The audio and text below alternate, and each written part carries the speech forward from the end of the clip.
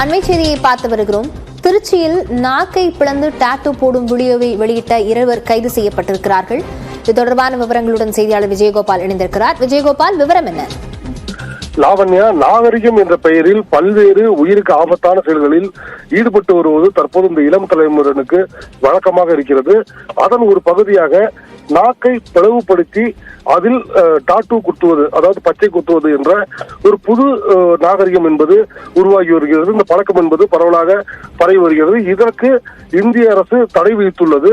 இந்நிலையில் திருச்சி சத்திர பேருந்து நிலையம் அருகே உள்ள வினிஸ் தெருவை சேர்ந்த டாட்டு குத்தும் கலைஞர் இது போன்று ஒரு கடை வைத்திருக்கிறார்.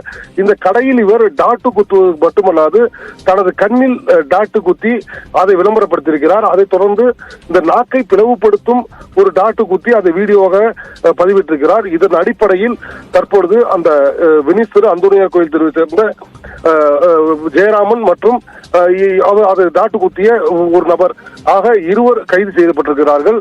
இந்த டாட்டு குத்துவது என்பது தடை செய்யப்பட்டது. உரிய அனுமதியின்றி இது போன்று மேற்கொள்ளும் மீது காவல்துறை கடுமையான நடவடிக்கை எடுக்கப்படும் என்று எச்சரித்துள்ளார்கள். லாவண்யா, விவரங்களுக்கு நன்றி விஜயகோபால்.